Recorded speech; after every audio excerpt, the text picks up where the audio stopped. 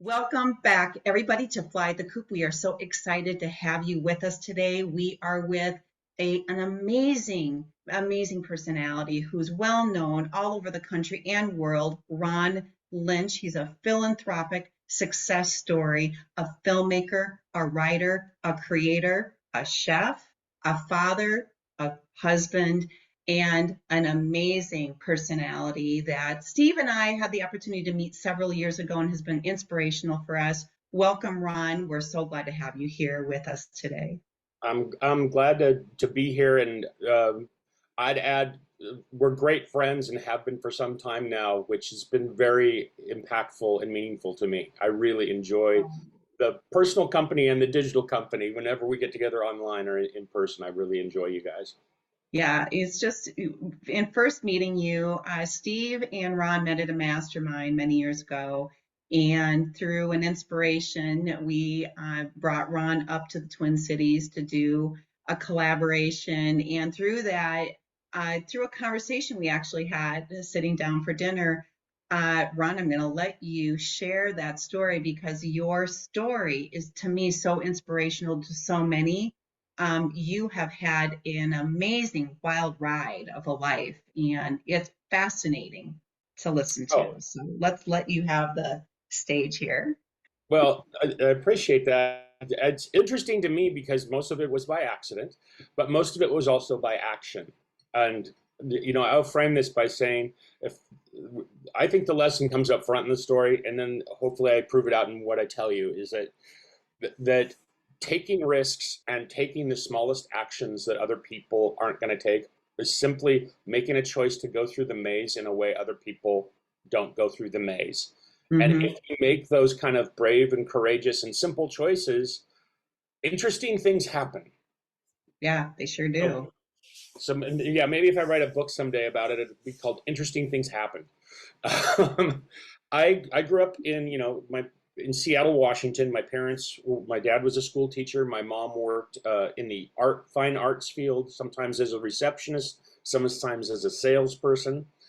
And so we were not bequeathed with wealth. I grew up in a very lower middle class Irish Italian neighborhood in Seattle, which is now kind of a fancy neighborhood just because of gentrification. It wasn't at the time. I started working at a pancake house when I was 13, Fun. because that's how much money we didn't have. So I worked in a grocery store. Worked my way up from carrying groceries out to cars to being a checker to being a department manager, and went to college at the same time. Now, this is pretty mundane life, and I'd always had visions of wanting to be an actor. And one of my coworkers, who is still one of my best friends today, invited me to an audition for a film. And we drove 2 hours to a military base out in the middle of nowhere in Washington. And I auditioned for a film that Robert Altman was directing. So I ended up getting this role in this movie. And Jeff Daniels was in the movie, and Peter Gallagher and Eric Bogosian. So it had prominent character actors in the film, and I got a SAG card. So I balanced my life for the next few years of going to college, acting in movies when they would come to Seattle, because I was one of the few people my age that had a SAG card. Brendan Fraser, incidentally, was like one of the other guys. Wow. And I happened to, got to play opposite a few interesting people. Like I got a role with Shirley MacLaine. I got a role where I played opposite River Phoenix.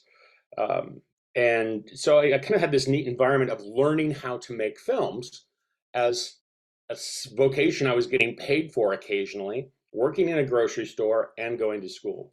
Amazing. And eventually one of those had to win, and it was working in the grocery store because it paid the bills the best. So I worked my way up in grocery stores in the type of markets that were, I'll say, ruddy stores that were gentrified and turned into fancy stores like Whole Foods. This company that I worked for was really an expert in creating really great food experiences in the grocery environment. in the context of that store, there was a cooking kiosk where we did demonstrations, and I would hang out at that cooking kiosk and help the chef sometimes. And I had a great curiosity about that. Well, I worked my way up through management of the store, and eventually I got a job in the industry, going in and doing turnarounds in stores, taking unprofitable stores and taking these techniques of in deploying better foods and better management and turning them around. And by the time I was 32, so around 9/11, this was quite old for me. It was kind of like mowing the same lawn. I knew how to do it, but I didn't really have a passion for it. Okay. And I had some friends that were producing infomercials for the George Foreman Grill, and they were looking for a grocery store where they could do demonstrations. And I had this cooking kiosk in one of the grocery stores. So I arranged to have these video shoots happen a couple of times for them. And I was introduced to Sam Perlmutter, who was George Foreman's agent. Wow. Back a couple of years earlier on a movie set, I'd been standing next to Jeff Bridges, the dude. And I said to him, how do I go from being this day player actor at $800 a day to being a movie star? I want to be in your role. And he said, it's super simple. Make sure your dad is Lloyd Bridges. That's what me and my brother did. It was quite funny. That is funny. That's fair enough. And he said, right, if you write, you can always get a job in Hollywood, because writing is the thing that they're always missing and the thing that they have a need for if you want to make movies. So I took his advice and I wrote a couple movies. And one of these movies I gave to Sam Perlmutter. And he took it on the airplane and called me when he landed, and he said, I normally make Jean-Claude Van Damme action movies and do the funding and financing for those. I have no idea why I'm going to go out on a limb, but I'm going to buy an option on this screenplay for $6,000. So I had a friend who had introduced me to him. And so the friend and I kind of quick huddled and said, okay, we'll do this deal together, because you made the introduction. And I don't even know what happened to the money. It disappeared at some point, but that didn't matter. I was kind of had a foot in the door, and I had the confidence of writing. Supplemental to this, kind of at the same time, I had handed a screenplay to a customer in the store who was on a local afternoon talk show. And she was just the host of, it's a lifestyle show. Like, this is who's the author that's coming into town this week. This is what's playing at the theater. Let's talk about what's on the soap operas today, that kind of show. And unbeknownst to me, her sister was Kathleen Kennedy, who is the producer of all of Steven Spielberg's movies. Right. And so within a matter of days, she had me on the phone with her sister, Kathleen Kennedy, reviewing these scripts. And she said, you've got a knack for this. So the combination of all of those things pricked up the ears of my friend who was selling the George Foreman Grill. And he said, would you be interested in writing some advertising content for television? And I said, absolutely. Wow, and that's really amazing. I got fired from my job, which happens in life. Yeah, it does. Right. A week before 9/11 and the week after 9/11, I was in business as a creative at an ad agency. And it was the most pivotal thing in my life. But that learning how to do cooking demonstrations in the store and the combination of being on set as an actor, watching how movies were made, those two things added together became the beginning of my advertising career. Amazing. So for the last 25 years, I've been launching products primarily for either startups or large corporations. So we originally launched the GoPro camera, which I think that's the kind of thing that most people are most familiar with, because we helped take them from about 650 grand to about 650 million. Which is amazing, Ron. Really remarkable. Well, it was a great that's one of those things. Success has many fathers. When you have a really terrific, innovative product, the customer's going to advertise it for you. So, like I say, at the beginning, it's taking the risk. It's encouraging yourself to be at the right place at the right time and continuing to take risks. Because I've had a lot of failures too. It takes a lot of at-bats to get a few wins, but you only end up talking about the wins, but you really learn Mhm. more from the losses. That's a great nugget right there, everybody. You Yeah, know, it's okay to have loss and have fails because you don't learn if you don't fail.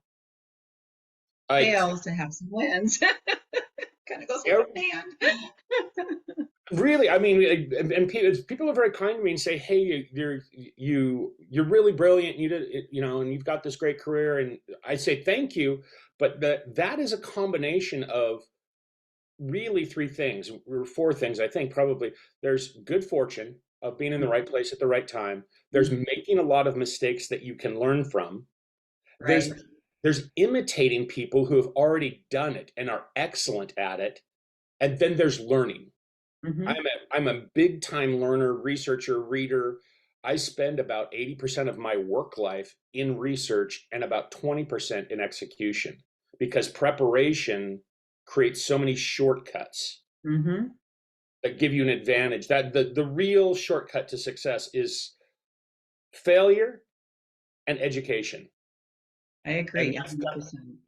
yeah, that's where mastery comes from, is in the, those repetitions. And so Hmm. I think that we have this, if we go through this progression of we're a servant in life, and when I was in a restaurant or a grocery store, I certainly was a servant. Then someone puts you in charge of their business. Then you're a steward. That's You right. create some stewardship. And then once you've done stewardship a number of times, you get to kind of a journeyman status.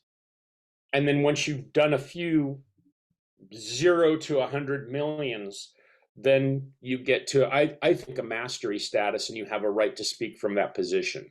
Hmm. Uh, and I think the right to speak from that position should be humility first, For because sure. everything in life is kind of backwards through my lens. I don't feel like I um, raised my kids. I feel like my kids raised me. I don't feel like I was a Hmm. man until I had kids. Hmm. And It's I've learned way more from being a father than having a father.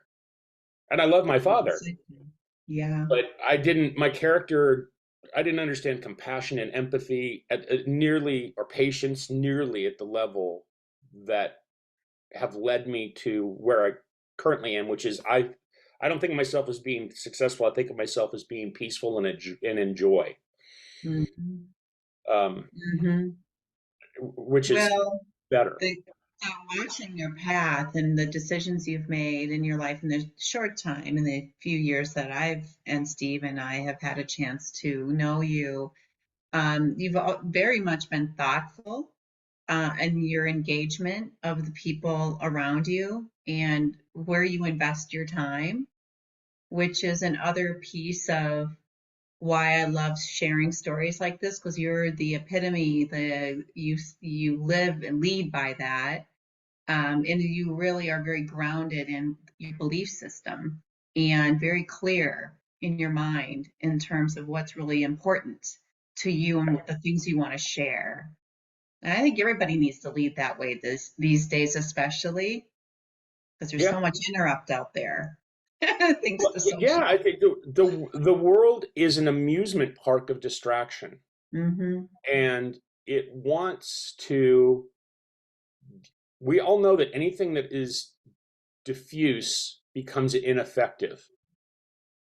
You know, Mm-hmm. if we want to solve something chemically, we just keep adding water to it to clean it. We just water it down. But our Yeah. time and our attention is that way. It is hard to accomplish anything in life if you're fully engaged in being entertained or in the fray. Or I look at our political system and I go, I don't believe that we have a two-party system. I think we have a two-ring circus Yeah, I agree.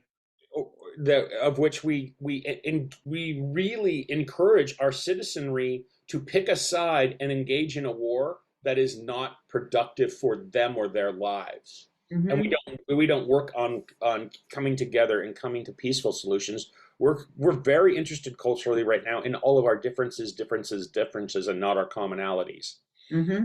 And I think that that's high risk. I am a person who believes in God, and that's I don't shove that on anybody else, but it gives me great grounding in understanding for me that I was not delivered on this planet with three parts missing out of the box, and I must go find those three parts in order to fulfill a mysterious mission of which I am unaware.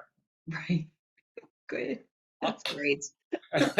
I think that's where we're often set up that way. Oh, well, you got to go to college and you got to do this thing, and then you got to find your purpose, and then you got to go fit. It's like, whoa, whoa, whoa, whoa. I mean, I love Joseph Campbell in The Hero's Journey, but at the same time, God made you complete just exactly the way you wanted to. And we actually carry too much baggage and we put stuff on ourselves that stop us from being who we were when we got here.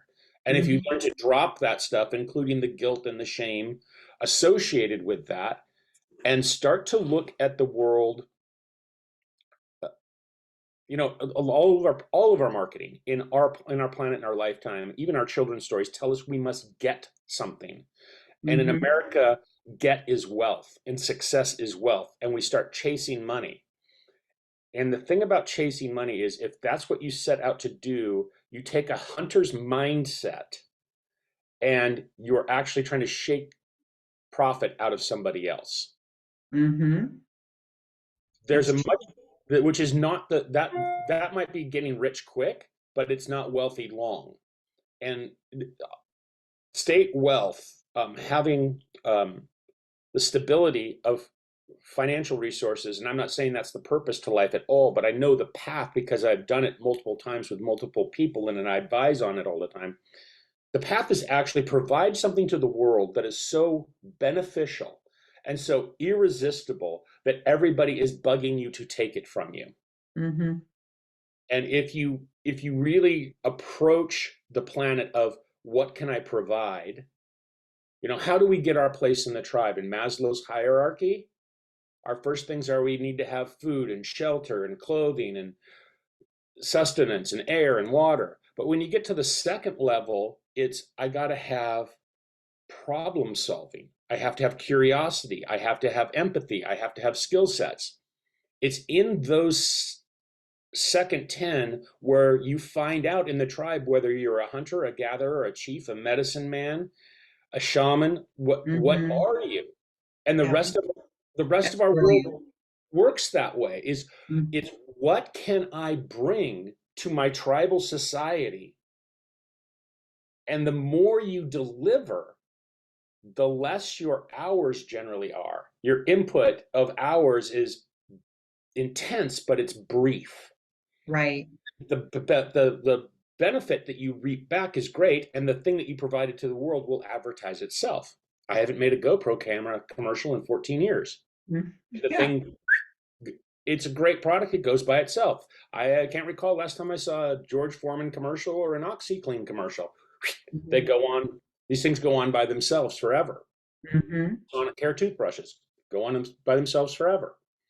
So what do you have? What problem can you solve in the world out of empathy, creativity, ingenuity, and perseverance?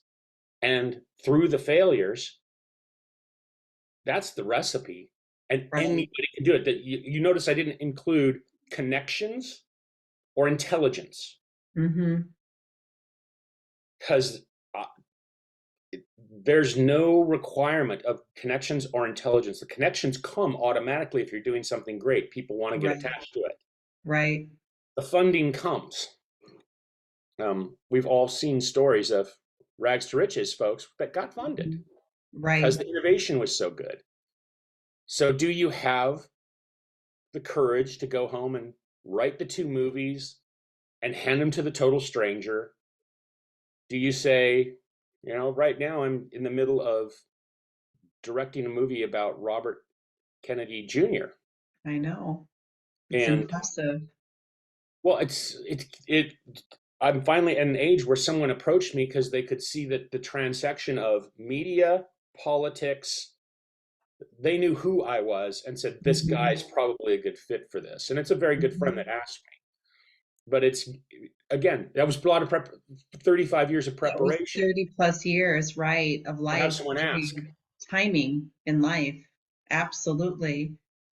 And the learning that comes through those years and just putting yourself with purpose in front of the right opportunities. And it takes grit and tenacity and perseverance and all those things. And I don't know about you, Ron, but what I'm seeing out there, I don't know. And I don't want it to come off the wrong way, but I do see a lack of grit and a lack of tenacity and a lack of, that that that hardcore work ethic. I think people, I don't know, I felt it really after COVID. I really felt the difference, just generally speaking, in the workflow and the tolerance and the behaviors on the daily in terms of the interactions, human to human interaction, whether it be through your work or through your personal life, through your children. What are your thoughts on that? And what are the solutions around it? Um, I'm not sure there's a solution around it because society's actually, I think, always been organized that way. It's the lens of what happened in COVID that made you stand out and start to review yourself. Um, I think you've Mhm. always been that way. I think I've always Mhm. been that way. I think that, Right, and it's a choice. It's an opt-in for sure, but it's, as we know, there's an opt-in in life that 80% of people don't take. right. They That's a there's real number too. That ratio is so real.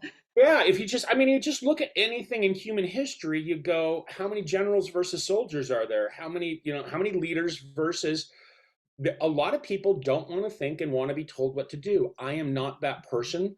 To me, that would be torture, but to some people, they find incredible comfort in that. And I Right. know some of those people, and I'm not besmirching them.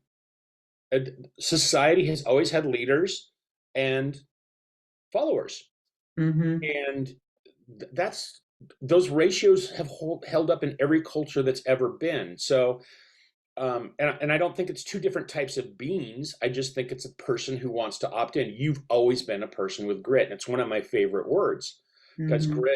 grit does say, hey, the weather comes and I'm gonna put my head down and I'm gonna go through it, Right. whatever the weather is. And Yeah. there's other people Mm-hmm. that are like, I don't like the weather, I'm not going out. Mm-hmm. And that, I mean, Right. just right there, you can feel the 80/20 rule apply itself in that conversation. So I think that will always exist. I think what we're going through at this moment is a very unusual thing in history that will be looked back upon for forever. As much as the Gutenberg printing press and the Iron Age. And that is we Hmm. created computers in the 20th century. In the late 20th century, people got them in their homes, and we saw the economy explode during the Clinton administration. But the thing that made it explode was home computing, was this access to information and making us all much more efficient. But now Right. we're transferring that efficient of marriage of human to machine to exclusively machine. And Mm-hmm. now people are getting to the point of going, okay, what will we do as a species? And those of us who have, I say, the grit are the goofy people that are going out of town and getting chickens and going, I better learn what my ancestors did so I can at least feed myself while I figure this out. And Yeah. while the transformation happens, and I think there's some people that think we're all crazy, but at the same time, they all come up to me, you're so lucky for living out in the country with chickens and goats. I think I need to find a way to do that because Mm-hmm. people feel that it's a shift. And if things go the direction they're going, all of the banking, finance, and commerce will be on a blockchain, and someone will have access to the information of what you do all of the time financially. Mm-hmm. That's terrifying. We Yeah. used to be able to go down to the store with a $20 bill and anonymously buy whatever we want. But Mm-hmm. now, if every transaction becomes recorded and analyzed, then everything that you see in your media will be created specifically for you to encourage you to make more transactions because that's what makes the Mm-hmm. economy go faster is that speed. Right. But where is your revenue going to come from in order to be a consumer? And I think that that's Mm-hmm. what we're all going. Yeah. How many jobs will be left? What will they look like? What will people do? So Mm-hmm. I encourage people to run more apps on themselves. When you say I'm a writer and I'm a cook and I am, those to me are apps. Whenever I hear somebody say, "Oh, I don't think I could do that," I go learn it. Right. You sound You're a like human Steve. being with limbs and a brain. There's absolutely nothing you cannot learn how to do. You're like, your phone can't do something, you download an app. Do you really think your iPhone is smarter than you? No, it is not. It's a machine. You're a human. If you want to learn how to do it, go put the effort and become a Swiss Army knife. Learn how to Right. communicate, learn how to write, learn how to think, learn how to build. Learn. I have a 26-year-old son 27-year-old son. We live in the middle of nowhere. Yeah. Through the other night, we had a storm. There were cows in the road. Black Angus in the middle, underneath a tree. Couldn't Oh see him. boy. Oh They took gosh. both. He's threaded this group of cows and took both mirrors off the car. The rest of the car Oh was no. untouched. Both the Oh, mirrors gone. And I'm like, well, this is going to be expensive. I come home the next day. He's out in the driveway with a brand new Jetta.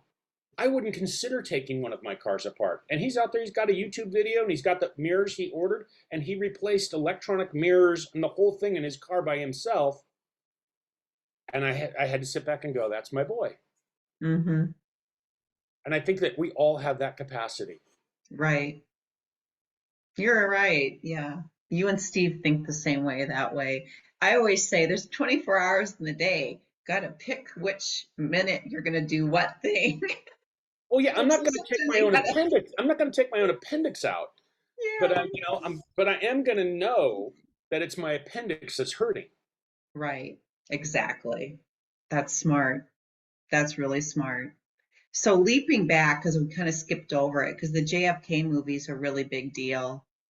What do you think comes from that?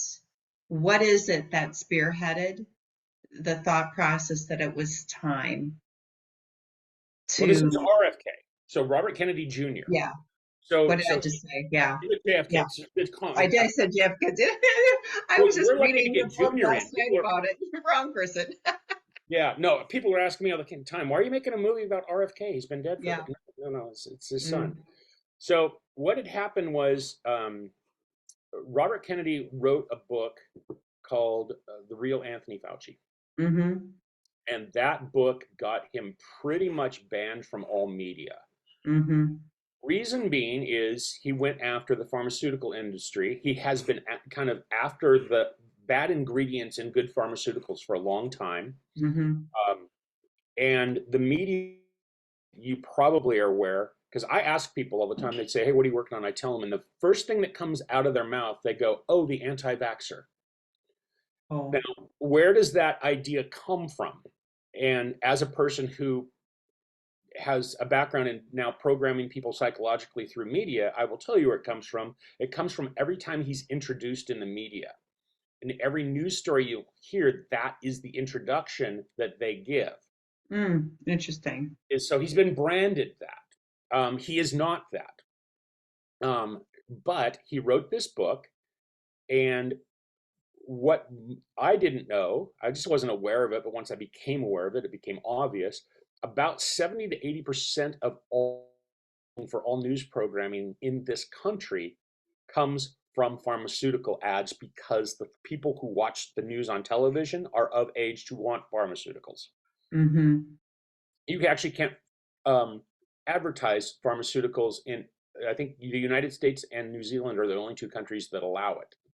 So Oh, it's interesting. generally it's not allowed. Now, the thing that became paired with that was the deregulation of industry in the late 80s, I think, under Reagan, and early 90s, some things that happened under the Clinton administration. That's when we removed the fair reporting, so that news, when we were young, if you're a young person, you won't believe this. If you're our age, you will go, "Oh, this is absolutely true." You used to hear both sides of the news. It was a very down the middle when Walter Cronkite was delivering it 40, 30, 40 Right. years ago. There were two sides because there was a compliance issue that they had to give both sides of the story. That rule went away, and thus came the rise of MSNBC, Fox, and CNN with these polarized, propagandized perspectives that are really kind of party driven, back to this two-ring circus. Right. So now you have news media that is funded by the pharmaceutical industry. They're going to keep this guy off the news. They don't like him. They don't want any reporting. They don't want him to get any attention. His book sold 1 million copies on Amazon without anybody else carrying it. So this to me became more of a censorship issue. And the more I dug into who Robert Kennedy was, I got to see how he's taking votes from the left and he's taking votes from the right. And I think part of it is, as you could see these industries back in the news, if you looked at Congress as though it was a NASCAR race, and if all of our politicians wore jackets with who sponsored them, they would have defense contractors, oil companies, pharmaceutical companies, banks, food corporations, gun lobbyists. They would have stickers all over them. This guy doesn't have any stickers. So interesting. So kind of how when Trump came in and they were like, this guy's a wild card, this guy's a wild card, and he has the charisma and the thinking of a Kennedy. Which is, to me, it's disruptive. You said I like stir the pot, and this is a little bit of a stir. Is I would like to see a change in America based upon a clear conversation, right? Of working with what you think is your opposition. And Robert Kennedy, over his career as an environmental lawyer, and bringing lots of lawsuits based on law against the Monsantos and the ConAgras and the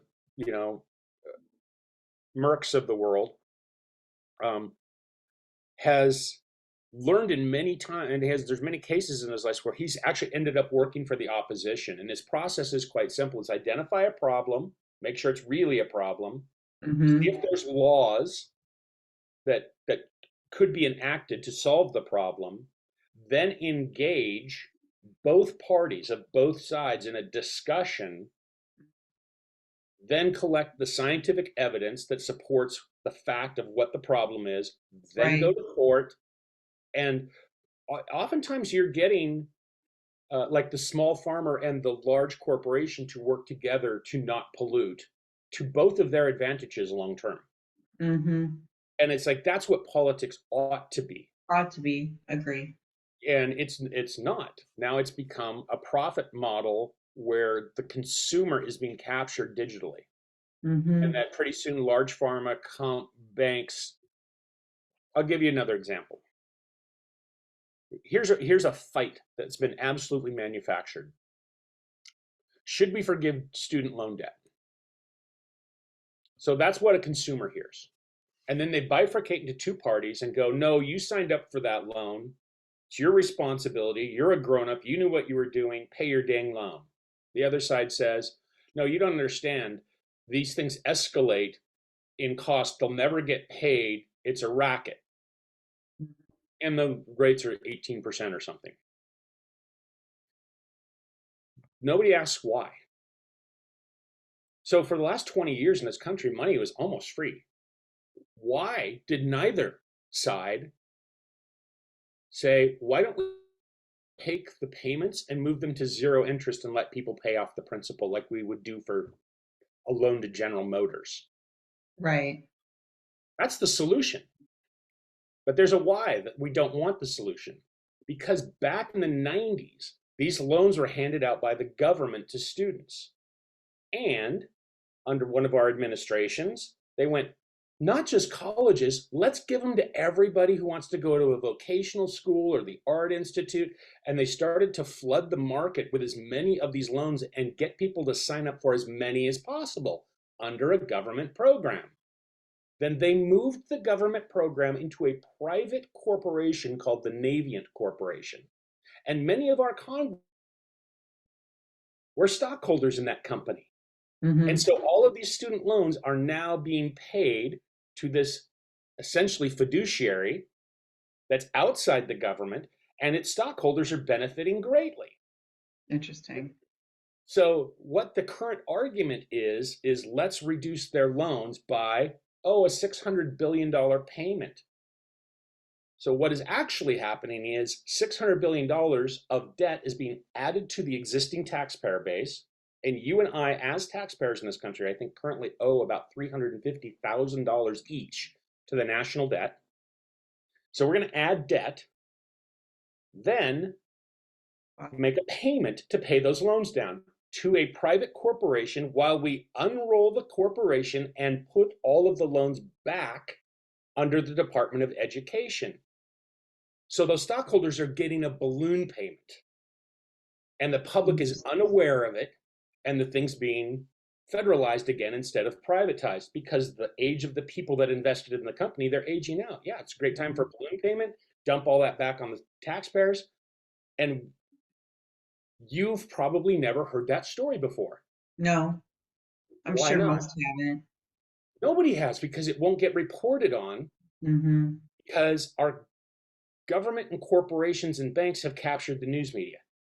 And remember how many newspaper writers and journalists there were in 1985, and how the newspaper business got consolidated. And these guys are all journalists working from home, and the network is much smaller. Now everybody's a syndicated columnist. Well, a syndicated columnist means instead of 50 columnists, there's 5. Because everybody used to belong to a newspaper. Now they belong to a network. So you consolidate the communications network, you consolidate the power. Wow. And we're in a, like I said, this is a historic thing with AI coming on board. Like, who is in the cage and who is not in the cage? And our society is going to look very different in just 10 years from now than it does right now. And I don't know what it's going to look like. Right. So I do believe there's an undercurrent, like the clarity behind it is not articulated the way you just laid it out. I believe the undercurrent or the discomfort, if you will, or the awareness that there are rumblings, or like there's an awareness of an unsettling feeling, but no one can really wrap their head around it or articulate it in a way. I would loop that back to what I call glitter and distraction, like full circle. It's this kind of movement of I need to ground myself. I need to focus on my family. I need to focus on my environment. I need to go all in on the work that I know is valuable and that I know that I can help people and still earn an income. And they're kind of spinning within this singular, a lot of independent thinkers without a collaborative effort to really problem solve on the bigger issues. Does that make sense? It makes absolute sense. And I Every day? I look at human beings as though we're all a work in progress, but we're all responsible. We're carving ourselves. We're all responsible for our work in progress. Right. So when I go out into the world, I meet adults, and there's kind of an evaluation going on in the back of my mind. And it is, how old is this person? And I don't mean how old they are in years. I mean how old they are as a being.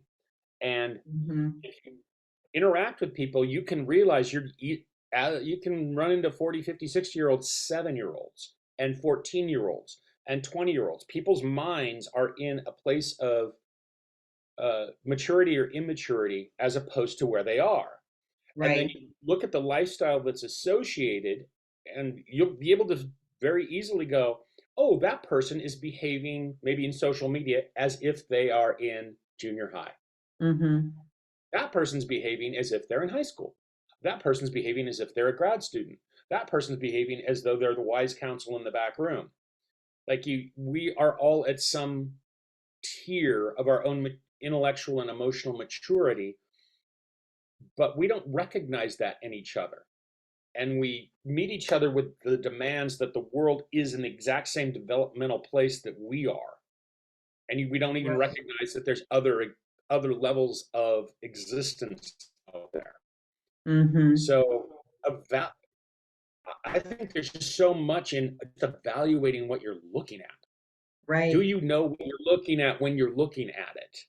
And a lot of that has to do with personal development of how how willing am I to look at my flaws and my history in the mirror, forgive myself and correct them. Mm-hmm. Same thing with the people around me, Mm-hmm. because the less emotional nonsense bring, distraction I bring, the more focus I have. So the less glitter I fall. Mm-hmm. I Falling agree into with the you. of following into the world of glitter is um, falling into the world of your own reflection. Mm-hmm. That's still at a level of how do I feel about myself if I get drawn in by the glitter. That's you're still trying to figure Right. yourself out in many, and Great that's way for to most say it. people. I think Yeah. it's a lot of people, and I don't besmirch anybody for that. I've gone through that process and probably still in the midst of it myself. That Yeah. it's like it's a constant battle of your own ego and identity versus the world. Yeah. I also had to let go of I need to do something important, or I need to do something that makes me famous, or because our society is like a very good friend of mine and I were talking the other day, and we came to the realization that for many people, their thinking is first get famous, then Oh, I'll get rich, then I'll be happy, then people will envy me. Like I don't seek the envy of anybody. There's a place where you mm-hmm. opt out and you go, I'm going to silently sit back here and hope that history doesn't remember me because the people that they remember generally murdered a lot of people. Oh, You that, invent something or you murder people. That's kind of how history works. You know, yeah. you're Yeah. you're That's totally valid, Ron. It's totally valid. It so really is. so I find my happiness in going. We considering that 8.5 billion people are alive and probably twice that have died already on the planet, Mm-hmm. and how many we remember. I'm going to be one of the unremembered. Yeah. So I doubt that's true, but but no, but I want to be remembered by the right people, and I think yeah. there's on a day-to-day basis, the first thing you can do is surround yourself with the right Mhm. folks. Like you're the right Agree. folks. And I Agree 100% with that. And I think a lot of people miss the boat on that right there. It's like, I always say, put the right team, depending on what the problem is. The workflow for me every day with the problem solving, we gotta figure out what your team is. What's the team that's going to get you to this next place that you want to go? What's that team look like? Whatever it is, selling a house, go through a divorce, lose a spouse, want to start a business, whatever problem solving there is, and making it valuable, like really thoughtful about who that team is. So you're moving the needle, right? I think that if everybody led that way, there'd be a lot less problems in the world if they yeah, actually led that way. yeah, and I think it permeates everything. The thinking of that permeates everything from the physics of the universe to the physics of our immediate surroundings. We have black holes in the universe that are dark and they suck light out of the universe. Hmm. We have those people in our lives. Yeah. And I think light gets fed and darkness gets fed in opposition to each other. So with inside of ourselves, we have a darkness and a light. And if we can give over to the light and become a lighter being and then select people around us that are light, I kind of look at the world as like they say, oh, the world's not black and white. And that's probably true, but there's Hmm. people that I know are light and produce goodness and light in the world. And the more I surround myself with those people, the more weight I have in that community because I provide strong value. So I become a heavier light Right. on that side of the rubber mat, and I get a larger circle of influence, and those people have a larger circle of influence. And I think the same happens on the dark. Hmm. And if you're on the you're always in this kind of tug of war. But if you find power in yourself in the light and the people around you, as you skirt the edge of darkness, you start to pull people from the dark side into the light side. Hmm. and light So wins, true. and it grows. And the projects you work on, when you surround yourself with terrific people, are naturally fed. I believe that's God blessing them. Other people will say it's energy, but those things get blessed and they grow naturally and wonderfully. And on the other Hmm. side, it's cancer growing. Mm. The dark has its own cancer, it has its own form of growth, but it's cancer, and we know it when we see it. Yeah. And Yeah. the fundamental things that are hardwired inside of you are probably true. When you were a little kid, you could tell the difference between a good guy and a bad guy. You Right. just, people on, and now we're training ourselves. Oh no, culturally I can't do that. I'm not. I'm supposed to deny the sense of that person's giving me a bad vibe and that person gives me a great vibe. I've got to be fair. Otherwise, I'm not. You're not fair. First Hmm. of all, the illusion that you're fair is an illusion. Yeah. You are completely an unfair being. What Well, and I think that nails it on the head right there again with the disconnect or the inability to have clarity every day with people. The world is being trained to not trust in those gut instincts, and that everything has to live in this neutral place and this accepting place, whether it's good, evil, positive, healthy. Like there's this middle ground now that everything's living in, and things don't thrive in the middle. Like things do not grow and thrive in that place. So it's going to be interesting to see how. I think there's a lot of human beings out there, Ron, that think like you and I think. I just don't think they're vocal about it necessarily. They don't necessarily share their thoughts, but fundamentally, instinctually, they're there. yeah, And when push comes to shove, instinct drives the decision making when the time comes. Nobody's being pushed hard enough yet. yeah, and that's I think that's people will give themselves over to what they're naturally inclined to give themselves over to based upon their psychological and spiritual development. So there's a lot of people that, and you see this right now, are pushed by fear, Mm-hmm. and the system's promoting fear. And fear isn't a whole lot of good doesn't come out of fear. A whole lot of disorganization. Mm. And we've all seen enough movies to know that the masses that do not survive are the people that operated in fear and scramble. And it's people of purpose survive to a certain degree. We all die, but you've lived with purpose at least. So Mm-hmm. my choice is, do I live in fear or do I live with purpose? That's a super easy choice when I make it that binary. I'm like, oh, Right. I got to choose purpose, and I better just forget about fear and run in that direction. Because fear's not, Mm-hmm. it's our survival instinct, but if it becomes your dominant instinct, you're going to make bad decisions. Mm-hmm. That's interesting. So, many probably don't know. I mean, I know a lot of people do know that your back history, but you do a lot of coaching, Ron, and mentoring work to thousands of people you've provided insight to. How does one seek out if they've got, how does one find you, and how much time do you have in terms of securing and identifying who you can bring into your mastermind group or counsel as an individual? How does that workflow work for you with all that you have going on? Right. So again, to automate what I can and what I can't. So one of the there's two types of people that generally come to me: a person with a company that's trying to grow the company, or an individual that's trying to grow themselves. And the individual that grows themselves, I have an automated program. It's a 13-week online program that requires you to do homework, and if you don't do the homework, you get thrown out. Like the real world, you get fired.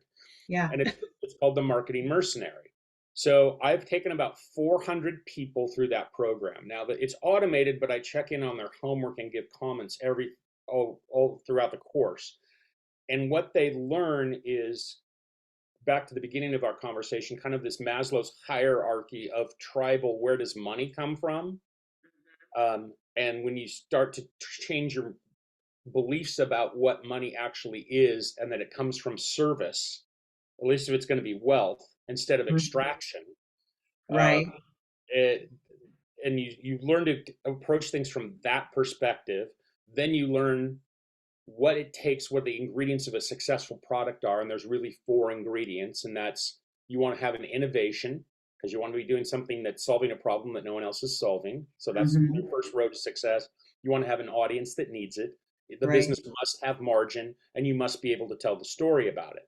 So I Hmm. teach people how to do that. Then I walk them through copy and this. So that's kind of a beginner's level type program. Then I do occasionally do a film camp where I take 4 or 5 people for a week and I teach them how to make a movie. Well, And they that's learn every cool. every role on set. So they learn how to become a director without being a jerk because they've worked in the camera department, and the lighting department, and the sound department, and the food department, and everything. So Hmm. that's that part of the world. Then I have business people that approach me for coaching, and I only take on about 3 or 4 a year, and I spend an hour to 2 hours a week with each one of those people, one on one.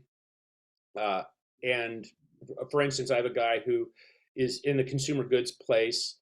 He was running his company as we do are taught in America, pyramid. I'm the king at the top, and I have all these servants below me and the customers at the bottom. And I invert that.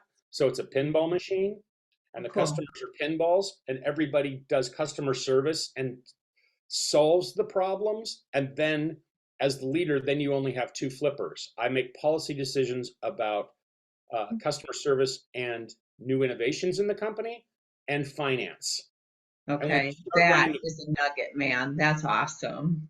when you run your company that way, that's how these guys can run 4 or 5 companies. When you look at a person and go, how is this person running 5 companies? It's because Hmm. they're only like Musk isn't running any of his companies. Right. PR frontman for all the companies, but he has financial power and he has influence over the innovation. So the Hmm. Cybertruck came out and he said the design's ugly, it's got to be more like Legos. And Right. here's the products we're going to. So he's only making a couple decisions and then promoting that idea. And that's actually a pretty ideal way. So in this process with this individual, we took him from 25 million to I think we're going to do 60 million in 12 months. And he'd been at Amazing. 25 million for years. Like he had hit this threshold Interesting. and he was able to double. And now the great thing is his workload was about 80 hours a week, and now it's 8. And so he's starting the Wow. second and the third company. Wow. So there's that. If you want to read stuff that I write, you can find me at ronnylynch.com. That's my blog site, and it's got books and things. And I'm happy to send anybody anything as a PDF for free. I'm not in the That's awesome. I'm not in the business of making money off of books. I'm in the business of spreading some truth for folks. So Hmm. there's a number of Brilliant. ways to find me. Really, really brilliant, Ron. I mean, I could talk to you for hours. Steve and I always love picking your brain, you know that. I just have, I've felt that this opportunity for anyone who has the time to listen will learn so much from you. You're really a truly philanthropic spirit that's just so impressive. So, lots of nuggets. Is there any one last thing you want to, uh, lead with before we finish our interview with you today? Yeah, and maybe it's too spiritual for people, but I don't really care. Is that Yeah. we come here, like I said, like we don't not missing parts. We're radios. Mm-hmm. It's true. We have this thing called spirit, and in my faith, it's the Holy Spirit, and the Holy Spirit is actually like the cellular network of water in your body, in the environment, and that water conducts information to you. And I think the part of the word is the body's a temple. Well, the body's a temple, and a temple is just a building, right? Spirit must come into it. So when I hear people say, "Oh, God lives in me," I say, "Does he?" Because you have to turn the radio on and you have to ask for the signal, and Mm-hmm. I think that's a critical step. And we live in an audio environment in this realm. I will tell you from making movies for years, the soundtrack is as important as the picture. I say speak out loud to your creator, thank him for this experience, invite him in for wisdom and guidance. If you look at the Lord's Prayer, he does not ask you to send selfies. He doesn't say you need to wear these shoes. He doesn't say pray for stuff. He says pray for wisdom, guidance, and thank him for the sustenance. Mm-hmm. And if you have wisdom and guidance, you're going to get through life great because you're following his map for you. Mm-hmm. And it's already written. So I guess the very last nugget attached to that is if you think of the world as past, present, and future, try to grab the present. It's very difficult because everything that you think is the present just became the past. Mm-hmm. So there's an entire possibility that your life is already complete. It already works out great. It's what day did you decide to turn the radio on and ask for the voice to guide you? And you'll see a pivot in the way that your life goes from that moment on. You'll feel the wind at your back. You'll feel support when you're down. You'll know how to love people better. You'll have empathy, tenderness, and mercy for others, which I lived for 40 years without. Mm-hmm. And once I got that, I was like, oh, this is what actually makes it easy, is caring about other people in a very profound way. Right. And it's not complicated. We overcomplicate it because of I the glitter. agree. That's brilliant. I mean, the way you speak it is brilliant. And really, I think many struggle to verbalize it in that beautiful way. So that's an awesome way to close out a beautiful message, Ron. Thank you so much. Thanks for Really, having me really on. I impressive. appreciate it. Yeah, so the links are just never ending. So we're going to include all of the intel down below when we I post this out to everybody. We'll be on Facebook, Instagram, Twitter. We make sure this is living on YouTube. Everyone, check out Ron Lynch. Ron, always beautiful, always brilliant. Such a privilege. Thank you so much for taking Thanks for such taking the important time, and time. I Really appreciate it. Safe travels home too. Thank you. Yeah, everybody knows we're in sunny Florida because we just opened our office down there. So thank you very much, Ron. We appreciate it. Thank you so much, everybody. We will see you next week on Fly the Coop.